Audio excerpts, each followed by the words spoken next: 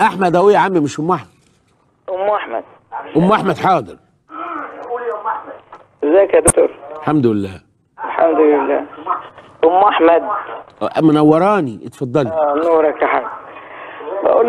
بقول لحضرتك احمد ابني متجوز وقعد 3 سنين مع زوجته يعني وكده هوت، بس كان كل حياتها برضو خلافات، هي اللي بتخلق الخلافات. هي بتخلقها وابنك بريء. نعم.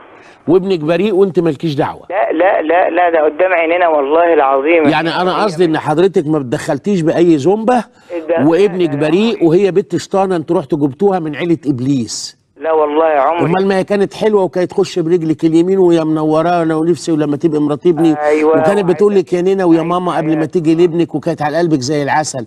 مشاكل ايه اللي عملتها؟ وليه انت كست كبيره ومحنكه اهو وصوتك بيقول لي انك خبره، ليه ما قلتش من الاول البنت دي ما تنفعناش هتعمل لنا مشاكل؟ لا، هي اساسا كانت جايه في نيتها ان هي عايزه مثلا ابني وبس، مش عايزه اهله حواليه. طب وماله؟ ما تحسي هي الاحساس المنايل بنيله ده. استني بس، استنين. ما تخليكي بدم خبيره في القلوب والنيات، مع ان ربنا لوحده اللي يعرف النيه دي. ونعم بالله. يعني انت تستغفري يا ام احمد من حكايه هي كانت جايه نيتها. ما تخليها تحس الاحساس الاخضر ده يا ام احمد، او ام احمد اصبروا عليها 3 ثانيه.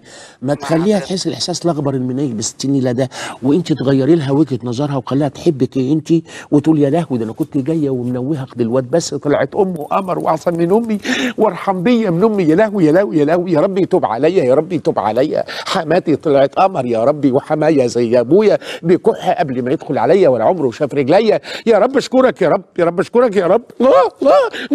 بعد خير يا نينا، بعد خير يا تيتا. ليه ما نعملش كده؟ ليه كده؟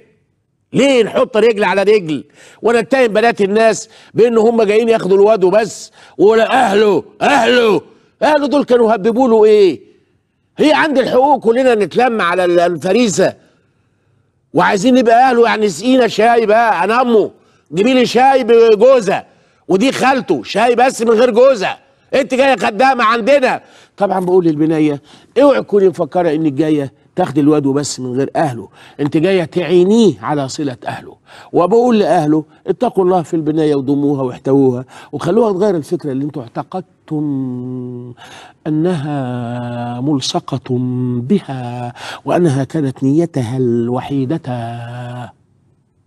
وتبقى الدنيا كده.